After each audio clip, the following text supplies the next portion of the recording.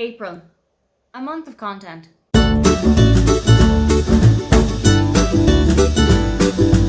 Hi, welcome, come on in. My name is Aoife and today I'm going to take you through almost every book that I read in April of this year. There are a couple of books that I am not going to talk to you about too heavily because I read them and feature them in vlogs throughout April, but there are also a couple of books that I didn't really speak to you about, whether it was on camera or anywhere else, so let's fill you in on how that was. Across April, I read 10 books and DNF'd a further 4 of them. Of those 10 books that I did read, 9 of them were intended for an adult audience and 1 was intended for a middle grade audience. I read 5 audiobooks, 3 physical books and 2 ebooks, which gave a total of 1,310 pages and 42 hours of listening. For the genres, I read 1 historical fiction book, 2 contemporary fiction books, 2 non-fiction books, and 5 romance books. As for the star ratings, I gave 1 book 4.5 stars, 3 books got a 4-star rating, another 3 got a 3.5-star rating, 1 book got a 3-star rating, and 2 books, the ones that were non-fiction, didn't get a rating at all. I have taken to doing this with non-fiction books for the last couple of years, mainly because I do not feel comfortable with giving somebody's lived story a number or a rating, or to say, oh, I'm so sorry that you suffered through this horrific illness, but that's really only worth a 2-star to me. I don't think that that's a respectable way to treat people's actual lived experiences, so I have actually stopped giving non-fiction any rating at all. We'll start with the DNFs, and I'm actually going to start with 2 in a separate category that I have made for myself called Not For Now. It's not specifically a DNF, it's just that the book isn't working for me at the moment for any reason. Maybe I don't have the headspace to listen to or to read what the story is about, or I'm not getting caught up with the language. Whatever the reason is, I know that this is a story that's going to work for me another time down the line, but right now I need to read something else. My first Not For Now in April was The Roommate Risk by Talia Hibbert, and this is actually the second time that it has gotten a Not For Now, and I don't know if that's because I just haven't been in the headspace either time, or if maybe this does need to be a sharp DNF. I first gave it a Not For Now back in January because I was in the middle of a pretty bad reading slump right at the start of 2024. I just could not find a book that I was going to get into. I couldn't find a book that was going to grip me and introduce me to my 2024 reading year. So I had to put it down then. This time I put it down again because I knew I wasn't in the headspace for it for a second time, because I was on holiday, I was away, I was doing a lot of things every single day, and I just didn't find myself having the time to go back and pick it up. When I did have the time to go back and pick it up, I found that I wasn't getting into it as much as I had wanted to. So I knew that I needed to actually give this book the time and the energy and the headspace that it deserves. So I am going to go for 1 more try. I'm going to give The Roommate Risk 1 more go. And if it doesn't last it this time, I think it does have to be a full-on DNF. April's second Not For Now was At First Bite by Olivia Dade. I've loved the other Olivia Dade books that I have read already as well, so I know that her writing style works for me. It just didn't work for me at that time. I knew that there were a couple of other things that I had to read for other projects, and I knew that there were other books that I really needed to get to. For example, I really needed to get to my book club book for the month, so I just had to put it aside for then. I was really into the story of Athena and Matthew. Athena is living in, I think it's Washington or someplace like that, and she is engaged to a guy, but they have broken it off, and she has actually bought him a spite house, which is probably like the tiniest little house you're ever going to see. But now she has forced herself to live there because she doesn't want the money to go to waste, and she is now neighbours with her ex-fiance and his brother that she's pretty sure is the one that had the wedding called off in the first place. But there were 2 sharp DNFs in April, and the first one was Spring by Ali Smith. I have been making my way through the entire seasonal quartet this year, and this one was the weakest of the 3 for me so far. I really did not get into the story at all. I found it way too complicated. I found that there was too much happening at any one time. I think I had drifted away from the audiobook just because I was concentrating on something else. And when I got back to it, I felt like I couldn't get into the story at all. I had no idea where I was.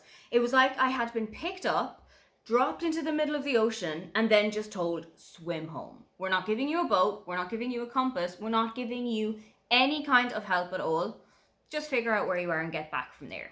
I keep a journal of every single book that I have read, even if I've DNF'd it, and I keep my thoughts in there so that I know what to talk about when I'm doing these wrap-ups. Let me give you a dramatic reading of the input for spring. A book that exists. I'm not even going to say that it's a book that exists and I read it, because I haven't read it. This genuinely is the definition of a book that exists. The other book that I DNF'd in April was The Darkness Outside Us by Elliot Schrafer. I actually got this as a recommendation from a video that Brie from Four Paws in a Book did recently, where she was talking about all of the books that she has read with a rating of over 4 stars on Goodreads that she actually stands behind and that she would recommend further. I thought it sounded like such a good idea, and I really wanted to give it a little bit of a go because I have kind of dabbed my toes into the waters of sci-fi. I've read 11/22/63 by Stephen King and I really enjoyed it. I've also read The Loneliest Girl in the World by Lauren James, which I felt had a kind of a similar storyline, and I absolutely loved that book. But I didn't love this one. I feel like the story of The Darkness Outside Us was a little bit too complicated. There was too much going on. There was too much repetition. About halfway through the book, you end up being slammed right back to the start again. And I do know why you get brought back to the start of it. And as a storytelling technique, it does make sense. But I don't always love that. I don't always love a book where you are reading through the exact same thing over and over again, where not a whole lot is going to change. It's why I'm not a huge person for a time loop book. It has to be done really well for me to get on board with it. And sadly, it just wasn't done to the way that I would like it to be here. Let's talk about what I actually did read in April. And up first was Brooklyn by Colm Tóibín. This was a hangover from March, where I like to read a whole lot of books by Irish authors or set in Ireland or have something to do with Ireland in any way. And this was the last book that I had picked up in the month of March, but still had a little bit of it to go in April. This is about Ailish, who grew up in Wexford with her and her mother and her sister. And Ailish is now on her way to New York to make a brand new life for herself, to send money back home, because this is something that a lot of people would have done in Ireland in the 1950s. People would have left Ireland and gone off to America, gone off to the UK, just to get a better start in their lives. And when their parents were left back at home, they would have sent back money or they would have sent back gifts for the family, just to kind of keep everyone going. Something that I really connect with in this book is the homesickness that Ailish can feel, and the kind of being dropped into this big world when you're such a small town girl. Ailish and I have a pretty similar upbringing. Wexford, the county that Ailish grew up in, is actually the next door neighbour of Waterford, the county that I grew up in. So I know about a lot of the places that she would have gone to. For example, I know about New Ross and I know about Enniscorthy, which are 2 towns that are mentioned in the book. I know about Curracloe Beach, which is where Ailish and her friends go for a day trip when she comes back to Ireland to visit her family. I associate with this book so much because Ailish and I both have a similar lived experience of having left Ireland to go to another country, leaving your family behind, to seek your fortunes in another place. I absolutely love reading that book and I connect with it a little bit more every time that I read it. Colm Tóibín also beautifully writes about the idea of making a new home away from home and about setting up a small community for yourself of other Irish people that you have found across the world, or of other people from immigrant backgrounds that have also moved to the town or to the city that you live in now. That does really bring people together, and it does give you a kind of a sense of community in that you know that this person is going through the same struggles that you're going through. You know that this person is going through the same homesickness that you're going through. Maybe they are struggling in the same way as you are with the language or with the new custom culture that you're just not familiar with. It's something that so many people will find a lot of home in. There is one thing that I don't like about this book. I really don't like when Ailish goes back to Wexford after a family tragedy and basically ignores the fact that she has a husband waiting for her in New York. It really did make me think this time whether or not she actually loved her husband in the first place, and if she just saw the marriage as a convenience, if she just saw it as a way to stay in a country that maybe she wasn't even planning to stay in for much longer. Maybe it wasn't a life that she was seeing for herself.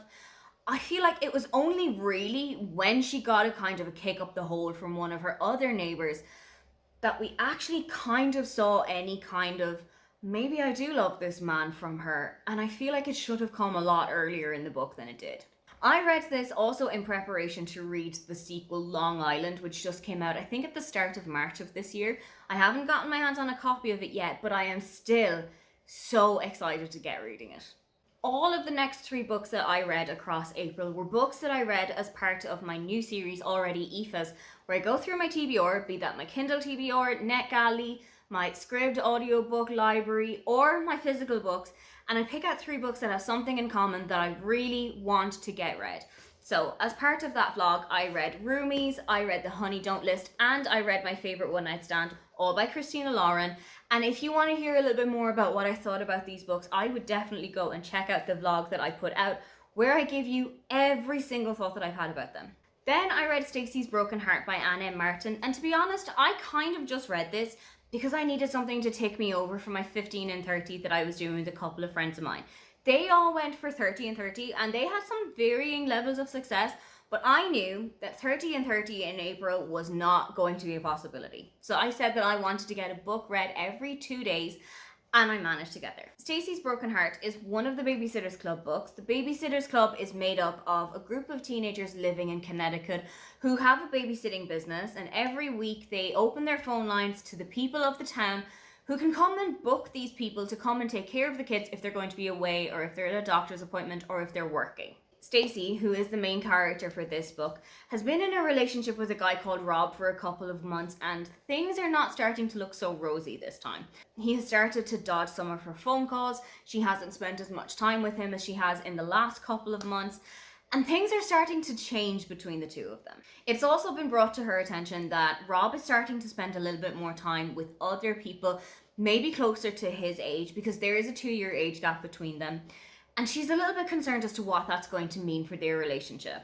This book was actually a really great way of looking at first love and first heartbreak, and how you can kind of rebuild from it, and how your family will always be on your side throughout that, no matter what happens.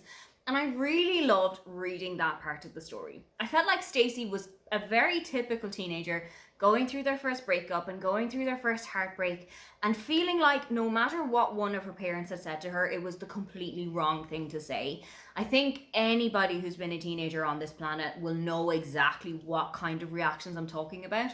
And I feel like it was written so well, and it was written so realistically, that it kind of brought me back to my own teenage years as well. This is one of the later books in the series. I think it's maybe book 98 or 99 out of 130 something. So you do know a little bit more about the girls and about their personalities before you get into this book, but if you want to pick it up and you're not sure who the Babysitters Club are or what they do, in every single book, in chapter 2, you are given a background as to the Babysitters Club itself, and also a kind of a fact file about the members in it. Of course, if you're familiar with the world of the Babysitters Club, you can kind of flick through this. But if you're somebody who has just picked it up off the shelf and thought you'd give it a go, I feel like this is a really great way to get to know who the characters are that you're going to be reading. When I was a teenager, the Babysitters Club books were some of my favourite things to read, so I like to go back to them now and then for that little hit of nostalgia, and that definitely scratched the itch that I needed here. Then there was another vlog. Across Masters Weekend, which is one of the big 4 tournaments in golf, I read Fangirl Down by Tessa Bailey. I know that I said I wasn't going to go back to a Tessa Bailey book. I know that I said I'd been burnt before, but I'll let you go and figure out how I actually got along with it. Let's go back then to the books that I can actually talk to you about. The next one that I read was In the Weeds by B.K. Barson. This is the second book in the Inglewild series, and I absolutely adored Love Like Farms when I read it across Christmas. I had such a great time with that book. This book is following Beckett, who is the friend of Stella from the first book. They are working together on the Christmas tree farm. I think he is one of the tree fellers, or he is the accountant for the farm. And it also follows Evelyn, who is a social media influencer and who was involved in the Christmas tree farm competition back from the first book. But she had actually met Beckett a couple of months previously at a convention in another town, and they had gotten on spectacularly. Evelyn has gone back home after this Christmas tree farm competition, but she is in a little bit of a funk. She's not feeling super inspired by her work. She's not really doing so hot in her personal life either, and she's trying to remember when the last time was that she was happy. And it turns out that that is when she was among the people of Inglewild. So she heads off down there for a couple of weeks to try and bring her spirits back up. As she's there, she and Beckett reunite, and it turns out that she is going to be staying with him and with his sisters for a couple of weeks while her car needs to be repaired. And of course, they start to get a little bit closer like they had been before. This was billed as a second chance romance, but I actually didn't get a huge second chance romance vibe from it. I think that's because Beckett and Evelyn had basically met each other for like maximum 2 days before they'd gone their separate ways after the convention. So it didn't feel like a typical second chance romance where they've been together for years and years when they were children, and now that they're getting back together, things are a little bit more complicated. I actually felt like this was a much fresher way of looking at it. Again, this book does take place in the small town of Inglewood, and I absolutely loved going back there. I really love any book that is set in a small town anyway, so setting one there was definitely going to be a pull back. But I love looking around the town with Evelyn and kind of finding her feet there. I also really enjoyed the telephone system that is in the town, where if one person finds out a piece of gossip, you instantly know about it within a half an hour. I think it has spread around the entire town. I found, however, that it was a little bit concerning that Evelyn had changed her contact details and had gotten a new phone number after she had moved to Inglewood, and was added to this telephone without her permission or without her knowledge of it happening. So the way that she finds out that she is joined into it is that she has become one of the subjects of some town gossip and hears about it from the town telephone. I felt like that was a little bit of a stretch too far for me. I feel like it was a little bit kind of out of the blue. I think that aspect of it was maybe just a little bit too far for me. There were a couple of other things that were maybe a little bit too far-fetched for me, particularly towards the end, when you're getting to the third act breakup and we're getting to the conflict. I feel like the way that it happened was way too predictable. I almost knew what was going to happen there. I think I had actually written down what I knew was going to happen as the reason that they had gone into this conflict in the first place. And I wasn't 100 miles off of it, which means that it was kind of something that I could have formulated myself. And I don't love when a third act breakup is like this. I don't love when it's super predictable and when it's something that I could have pulled out of the air myself. If there has to be a third act breakup in your book, I'd really like it to be something that will take me a little bit by surprise. But overall, I had a really great time with this book. As I said, I absolutely loved the small town and cozy vibes of Inglewood. But I also really loved the family situation between Beckett and his three sisters. They all get on so well. There's a little pub quiz that happens in the town every single week or every month, I think. And the sisters have added Beckett's name to the list just as a kind of an emergency contact. And it turns out that one night he is going to be needed to step in when somebody else is sick or isn't able to make it. And I love table quizzes. I love any kind of quizzes. I can usually be found sitting in front of like a general knowledge quiz or like Pointless or The Chase or any of those kind of TV quiz shows. So reading about one of those in the pages of this book was absolutely a pull-in factor for me. The third book in this series, Mixed Signals, is already out, and I also already have a copy of it on my Kindle that I'm definitely going to go for. But I know that Business Casual, which is the fourth book in the series, and I don't know if it's the last or not, but that is coming out at the end of June, and I am definitely going to make it my mission to get a copy of it. Then I read Trixie and Katya's Guide to Modern Womanhood by Trixie Mattel and Katya. They are two of the biggest stars from RuPaul's Drag Race Season 7, and they have completely eclipsed what the show could have brought for them. I think they have got a global empire that so many drag queens would absolutely love to follow in. This book was very much a tongue-in-cheek look at what life is like for women these days, but it did also focus on some very important and very tough topics. It talks a lot about Katya's struggle with alcoholism and with her very specific food wants and her very kind of specific food palette.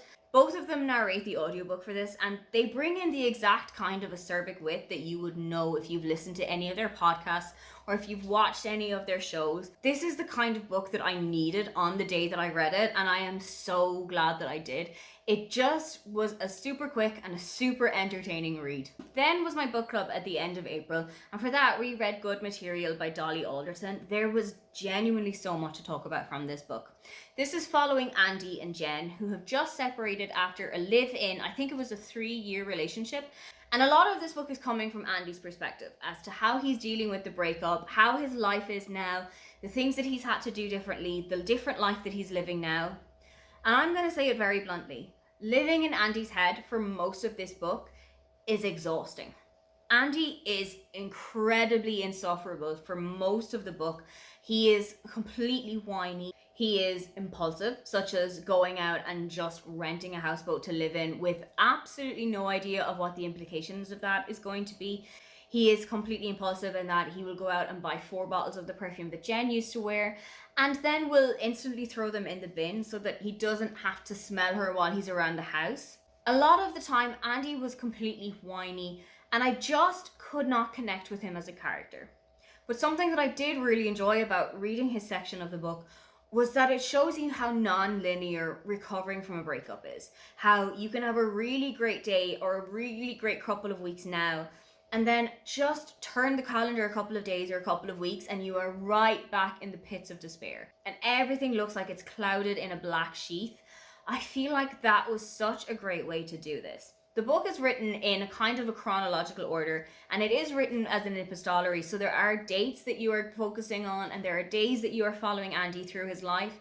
I feel like that was a really great way to tell the story in that you're actually seeing what the day-to-day life is when you're recovering from a breakup. As for the last 20 or so percent of the book, you are actually in Jen's perspective, and you find out a lot more about why it was that Andy and Jen actually separated. There were a couple of things that they disagreed on fundamentally. There were some arguments that they just could not come back from. And there were a couple of things that Jen was noticing that were building up, and she was starting to resent him a lot more. I had such a great time reading Jen's book, and you can definitely tell that this is a man written by a woman because it is a really scathing way of looking at what life is like for a man and how it can seem like they're not really being affected by the breakup until it truly does affect them.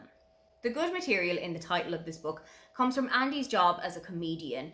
And he's not a particularly successful one, but towards the end of the book, he decides that he is going to write a show based on him and Jen breaking up and make it a kind of an allegory to Brexit, which is happening around the time of the book. I thought that this was such a great way to do it. I thought it was such a great way to tie in with the title.